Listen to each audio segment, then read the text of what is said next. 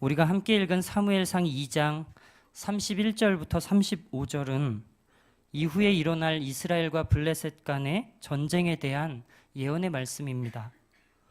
근데 그 내용이 조금 불길하죠. 특별히 34절에서 네 두 아들 홈니와 비느하스가 한날에 죽을 것이다 라고 하는 내용으로 미루어 볼 때 이 전쟁의 결과가 썩 좋지 않을 것이라는 것을 예상할 수 있지요. 실제로 이스라엘은 그 전쟁에서 대패합니다. 첫 싸움에서 군사 4천을 잃었고 두 번째 싸움에서 엎드러진 보병의 숫자만 3만 명이라고 그랬어요.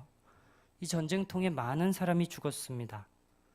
게다가 하나님의 법궤도 빼앗기고 제사장이던 홈니와 비느하스 그리고 엘리까지 전부 죽임을 당하지요. 이스라엘은 왜 전쟁에서 졌을까요? 이유가 여러 가지가 있겠지만 이 전쟁이 질 것이라는 예언을 엘리의 집에 특별히 책망조로 하시는 것을 볼 때 우리는 이스라엘의 패전의 원인, 그 쇠락의 원인이 엘리 집안의 죄악과 연관이 있음을 알 수 있습니다. 대제사장 엘리와 그 아들 제사장이었던 홈니와 비느하스의 사역의 결말이 백성들의 죽음과 하나님의 법궤의 빼앗김과 자신의 가문의 몰락으로 끝이 났다는 것이 우리를 씁쓸하게 만들어요. 엘리와 그 아들들의 일생의 열매가 자기 백성들의 죽음으로 또 교회의 환란으로 그리고 하나님 앞에서 본인들이 끊쳐지는 것으로 끝마쳐진다는 것이 같은 사역자로서 정신이 번쩍 들게 합니다. 많이 조심해야 되겠다는 생각이 듭니다. 근데 한 가지 다행인 게 뭐냐면 그런 끔찍한 일들이 현실로 닥치기 전에 사장에서와 같은 그런 일들이 실제로 일어나기 전에 하나님께서 먼저 엘리에게 그와 같은 내용으로 먼저 경고를 하신다는 것이죠. 오늘 본문도 그 경고의 말씀 가운데 하나예요. 27절을 보시면 이름이 없는 어느 무명의 그리스도인이 찾아와서 엘리에게 하나님의 말씀을 전합니다. 그런데 그 내용이 썩 즐겁지 않은, 유쾌하지 않은 내용들이었어요. 한번 상상을 해봤습니다. 이 말씀을 듣는 엘리의 기분이 어떠했을까? 이 사람 뭐지?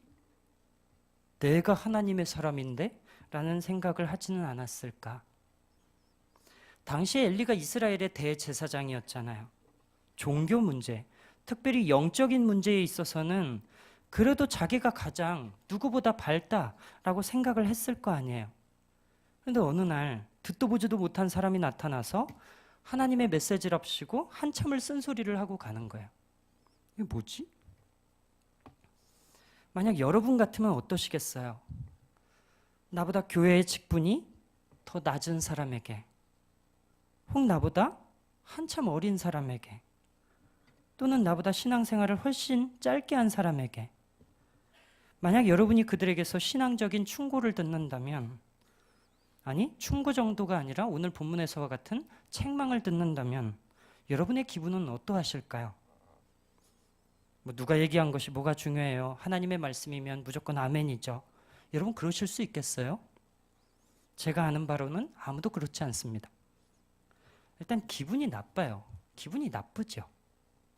그 사람이 하는 얘기가 맞고 틀리고를 떠나서 그 이야기가 정말로 하나님의 말씀이라고 해도 내가 그래도 너보다는 신앙생활을 더 오래 했는데, 내가 그래도 너보다는 훈련을 더 많이 받았는데, 내가 그래도 너보다는 직분이 더 높은데, 나는 대제사장인데 대체 누가 누구한테 충고를 하는 거야? 대번에 그런 생각이 먼저 들더란 말이죠. 이것이 우리가 가진 체질적인 연약함입니다. 엘리의 문제이기도 하고요. 엘리의 큰 착각 가운데 하나가 뭐냐면 엘리는 그가 자부하는 것처럼 영적인 일에 있어서 가장 밝은 사람이 아니라고 하는 거예요. 아니 오히려 평균 이하일는지도 모릅니다. 사무엘상 3장 1절에 보니까 그는 하나님의 말씀을 받은 지가 벌써 한참 오래됐어요. 물론 그런 와중에도 제사는 계속 집례했겠지요. 그러나 하나님의 말씀을 새롭게 받는 일이 없이 과거에 받았던 그 은혜를 가지고 하루하루 연명할 뿐인 거예요. 그에게 하늘이 닫힌 지 오래되었는데 그 하늘이 닫혀 있으면서도 대제사장의 자리에 앉아 있는 것이죠. 또 3장 17절을 보시면 엘리가 하나님의 음성을 들은 사무엘에게 야, 여호와께서 어제 무슨 말씀을 하시디? 너 바른 대로 얘기해라. 안 그러면 혼난다. 막 다그치는 장면이 나옵니다. 이 장면이 꽤 한심하게 다가왔습니다. 본인이 대제사장인데 자신은 하나님의 말씀을 듣지 못하고 다른 사람을 통해서 들어요. 그것도 어린아이에게. 이것은 그가 이미 영적인 지도력을 잃어버렸음을 보여주는 거예요. 그러면서도 대제사장이라고 하는 그 자존심 때문에 그랬는지 아니면 그의 전한 메시지가 마음에 안 들어서 그랬는지 모르겠지만 엘리는 하나님의 사람의 이야기들을 듣고서도 아무런 대꾸를 하지 않습니다. 게다가 그에 대한 아무런 반응을 하지 않습니다. 그가 회개했다는 기록이나 금식을 했다는 기록이나 자비를 구하는 내용은 없지요. 달라진 게 아무것도 없었어요. 본문을 보면서 한 가지 느끼는 것은 경고의 메시지를 듣는 것 자체가 불행은 아니다라고 하는 것이에요. 경고를 받는 것 자체가 불행은 아니에요. 아직 하나님이 그를 포기할 수 없어서, 그를 놓을 수 없어서 아픈 소리를 하시는 거겠지요. 진짜 문제는 쓴소리를 들은 그 사건에 있는 것이 아니라 쓴소리를 들었으나 심지어 하나님께 회초리까지도 맞았으나 바뀌지 않는 나의 그 고집스러운 마음이 있을 것입니다. 한때 인터넷에서 이슈가 되었던 영상을 가져왔는데요. 중고등학생을 대상으로 가르치는 강사이다 보니까 말투가 조금 거친 부분이 있습니다. 미리 양해를 구하면서 우리 영상을 한번 같이 보도록 하겠습니다. 여러분들 공부에 있어서 가장 근본적이고 근원적인 문제를 하나 말씀드릴까요? 여러분 아마 들으시면은 이거 진짜 무시무시한 내용이거든요. 충격받으실 수도 있어요. 그게 뭐냐면 여러분들은 공부를 안 해요. 안 한다. 공부법. 여러분들 공신사 때 그 멘토링 강의 보셨죠? 공부법 그대로 하면요 성경 안 읽을 수가 없거든요. 근데도 공부를 안 해요. 안 한다고요. 공부법이고 나빠지고 안에 안 하는데 무슨 변화가 있습니까? 안 하는데. 여러분 무슨 학교 컨텐츠 가지고 무슨 방법들 쫙쫙 읽어보면 진짜 이대로 하면 근데도 안 해요. 공신 사이트에 그 공신 칼럼들 주옥 같은 칼럼들 보고도 안 해요. 여러분 지금 보고 계신 이 동기부여 강좌 보면은 진짜 열심히 해야겠다. 난 진짜 이제부터 시작할 거야 해서 열심히 하는 사람들이 있어요. 근데 안 하는 사람들 분명 있다는 거예요. 여러분 제가 이 강좌에서 제 스토리도 말씀드리고 뭐 역사적인 위기로 공부를 진짜 잘하게 역전한 사람들의 이야기들 생생하게 말씀드리고 있거든요. 보면 뭐 재밌죠. 근데도 공부 안 해요. 여러분 이게 무슨 여러분 드라마 봅니까? 보면 재밌다. 바로 저거야. 그래 저렇게 하면 돼. 그래 저거지. 해놓고 돌아와서 공부를 안 한다고요. 지금 저 사람이 얼마나 답답한지 그 감정이 전해져 오지 않습니까? 한번 이 내용을 우리에게 적용을 해보겠습니다. 여러분 매주마다 교회에 오셔서 설교를 듣고 돌아가십니다. 앞에서 목사님 혹은 강도사님, 전도사님들이 목이 쉬도록 외치는 이야기를 듣습니다. 분명히 아멘도 했습니다.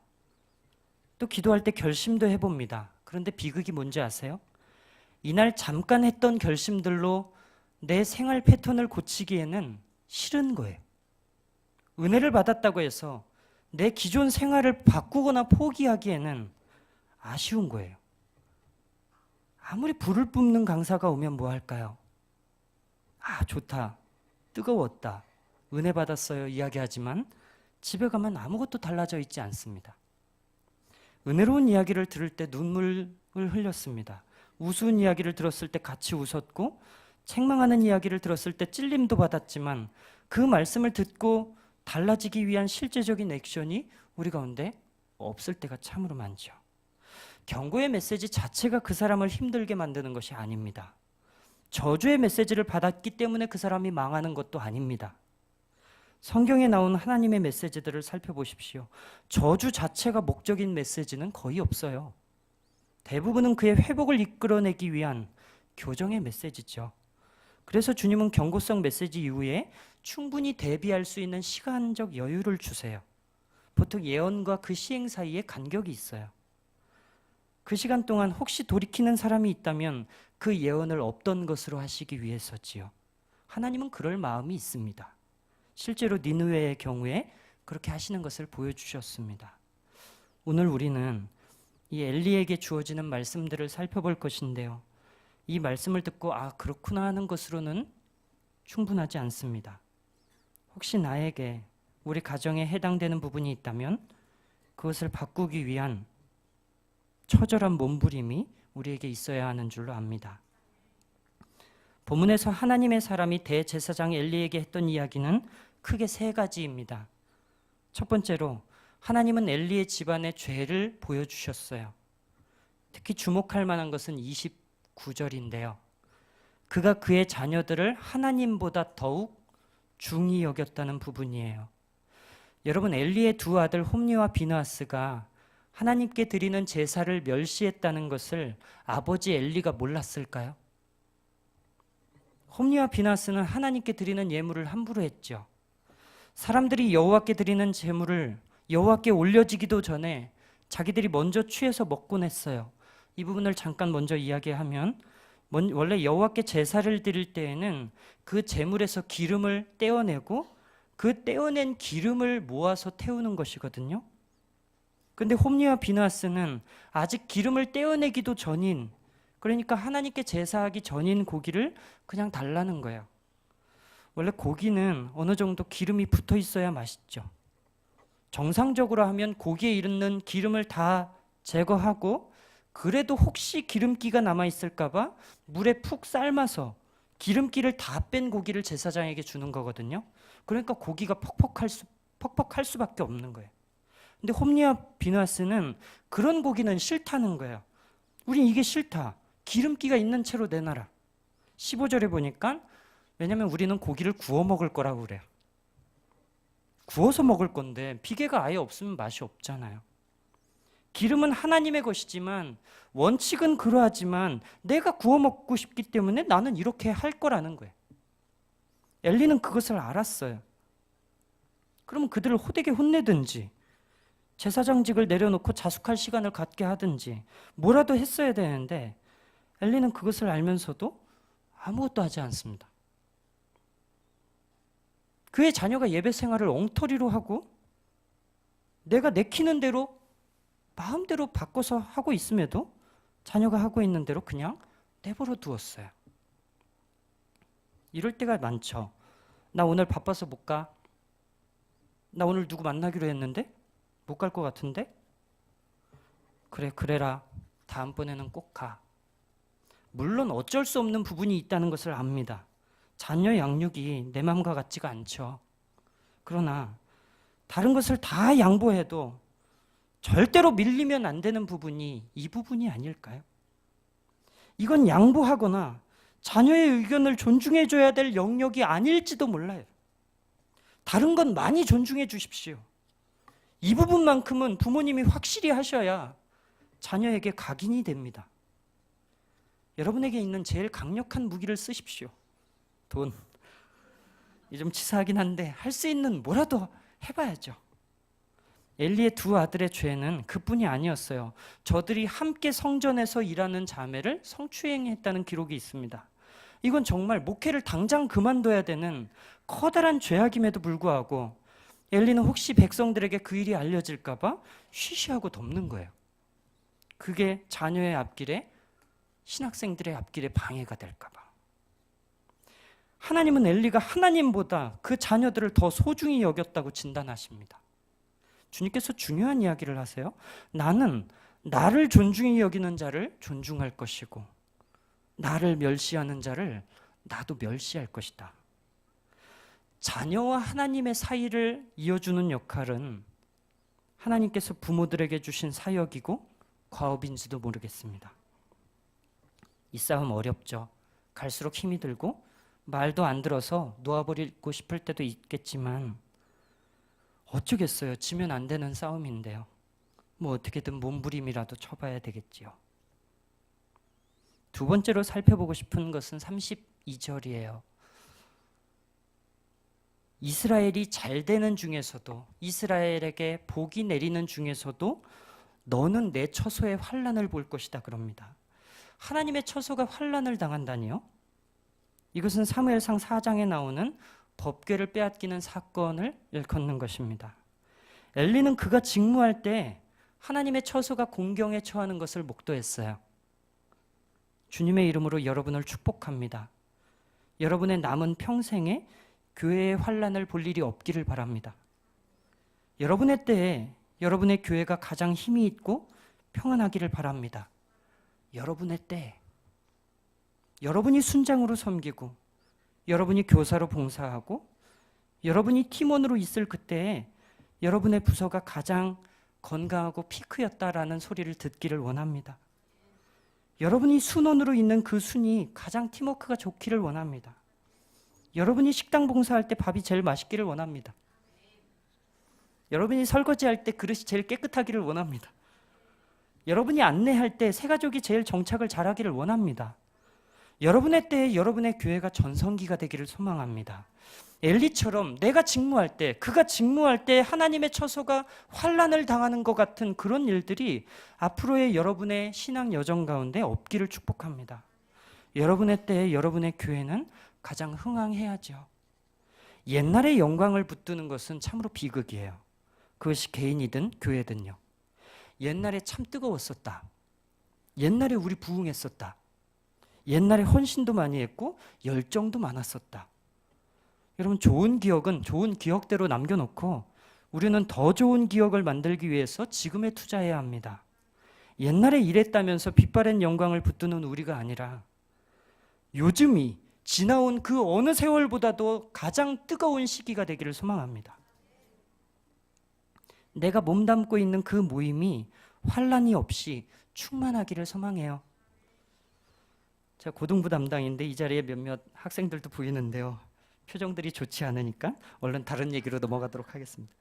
세 번째로 하나님의 사람이 엘리에게 전한 메시지는 33절부터 35절까지의 내용인데요. 이건 같이 한번 읽어보겠습니다. 시작.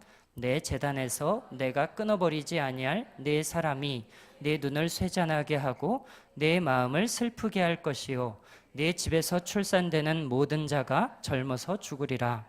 내 두 아들 홈리와 비느하스가 한날에 죽으리니 그 둘이 당할 그 일이 내게 표징이 되리라. 내가 나를 위하여 충실한 제사장을 일으키리니 그 사람은 내 마음 내 뜻대로 행할 것이라. 내가 그를 위하여 견고한 집을 세우리니 그가 나의 기름 부음을 받은 자 앞에서 영구히 행하리라. 아멘. 엘리의 두 아들 홈리와 비느하스가 한날에 죽을 것이고 대신에 새로운 지도자가 설 것이라고 하는 내용이에요. 이 새로운 지도자는 누군가요?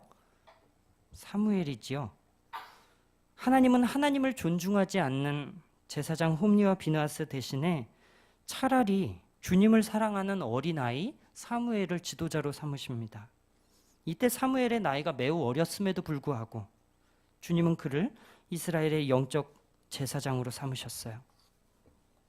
그런 걸 보면 영적인 멘토나 리더는 나이와 직분으로 결정되는 것만은 아닌 것 같습니다. 누가 더 주님을 사랑하는가, 누가 더 주의 말씀에 귀를 기울이는가가 영적인 리더를 만들어내는 요인이 아닐까요? 만약에 하나님께서 이 홈리와 비느하스를 한날에 죽이지 않으셨더라면 이들은 정해진 수순에 따라서 아버지를 잇는 대제사장이 되었을지도 몰라요. 그러면 사무엘이 사역할 수 있는 환경 자체가 안 만들어지는 거예요. 홈리와 비느하스는 일단 배경이 좋잖아요. 아버지가 현직 대제사장이고 그 본인들도 지금 제사장직을 하고 있어요. 근데 사무엘은 직급이 무엇이지요? 성전에서 수종을 드는 종이었다 그랬어요. 만약에 하나님께서 이 전쟁을 통해서 홈리와 비느하스를 한날에 죽이지 않으셨더라면, 그래서 그 둘 중에 한 명이라도 대제사장으로 세워졌더라면 사무엘이 이스라엘을 대표하는 영적 리더가 될 수는 없었을 거예요. 그래서 하나님은 전쟁을 빌미 삼아 저들을 제거하십니다. 여기서 중요한 사실을 한 가지 깨달았어요. 오늘도 하나님은 당신이 보실 때 형편없는 사람들, 홈리와 비느하스 같은 자들을 하루 만에 정리할 수 있다고 하는 사실이죠. 주님은 사꾼들을 얼마든지 하루 만에도 치실 수 있어요. 그럼 좀 이상하죠. 왜 아직도 세상에는 홈리와 비느하스들이 넘쳐나고, 왜 심지어 교계 안에서도 홈리와 비느하스들이 건재할까요? 정답은 하나예요. 그들의 뒤를 이을 사무엘이 아직 준비되지 않았기 때문이겠죠. 하나님은 오늘날도 원하신다면 홈리와 비느하스를 한 칼에 제거할 수 있습니다. 그러나 사무엘서를 유심히 보십시오. 사무엘이 선지자 사역을 감당할 수 있는 최소한의 나이가 될 때까지 하나님은 엘리 집안의 죄악을 보시면서도 그저 아무 말 없이 참고 기다리기만 하십니다. 지금 그들을 제거하셔봤자 사무엘이 등극하거나 사역할 수 있는 나이가 아니기 때문이죠. 만약에 준비된 사람이 있었다면 개혁은 진작에 일어났을지도 모르겠어요. 여러분, 우리나라를 보십시오. 사회 곳곳에서 홈리와 비느하스들이 나라를 멍들게 하고 있습니다. 화가 나고 분하죠. 그러나 이것은 저들을 욕하고 미워한다고 해서 해결되는 문제는 아닙니다. 정말로 이 땅에서 홈리와 비느하스를 다시 보지 않기를 원하신다면 여러분은 사무엘을 키워내셔야 하는 거예요. 준비된 사무엘만 있다면 하나님은 오늘이라도 홈리와 비느하스를 내리실 거예요. 하나님은 하루하루 참으시면서 기다리시죠. 매일같이 홈리와 비느하스들이 저지르는 죄악을 보지만 그들이 하나님의 제사를 멸시하는 것도, 교회를 환난에 빠뜨리게 하는 것도, 나라를 망쳐가는 것도 보시겠지만 아직 그들을 대신할 수 있는 뚜렷한 사무엘이 이 땅 가운데 없기 때문에 화가 나고 분하셔도 꾹꾹 누르면서 기다리는 거예요. 이러한 하나님의 답답함을 해소할 사람 여기 없습니까? 한 가지 이야기를 하고 마치면 좋겠습니다. 사무엘상 4장의 뒷부분을 우리가 같이 한번 읽었었습니다. 이가봇의 이야기가 나오죠. 비느하스의 아내가 교회가 환난을 당하는 것, 그리고 현직 제사장들이 죽임을 당한 것에 대해서 이게 이가봇이다. 이제 이스라엘에는 영광이 없다. 이스라엘에 더 이상 소망이 없다. 그런 얘기를 했습니다. 여러분, 이 말은 진짜일까요? 교회가 지금 욕을 먹고 있고 교회가 환난을 당하고 있다고 해서 제사장들이 죽었기 때문에 이스라엘에 소망이 없어졌을까요? 아닙니다. 진짜 이가봇, 진짜 희망이 없는 게 뭔지 아세요? 현재 한국교회가 처한 어려움들이 문제가 아니에요. 진짜 문제는 홈리와 비느하스가 이 땅에 만연해 있는 것을 보면서도, 저들의 행태에 화를 내면서도 나 자신을 사무엘로 만들려 하지 않고 내 아들과 내 딸을 사무엘로 내어주지 않고 있는 그것입니다. 저와 여러분의 자녀를 사무엘로 키우지 않는다면 이 나라 조국교회에 정말로 이가봇의 때가 올지도 모르겠습니다. 여러분의 자녀는 지금 어떻게 크고 계시는가요? 혹시 사무엘이 아니라 예배를 경홀하게 여기는 홈리와 비느하스처럼 자라고 있음에도 불구하고 엘리처럼 그저 가만히 계시지는 않는지요? 혹시 여러분에게 메시지가 들린다면 하나님, 내 아들과 내 딸을 사무엘로 키우고 싶습니다라고 하는 하나님의 마음이 심겨지게 되기를 소망합니다. 이 시간에 같이 한번 기도하고 싶은데요.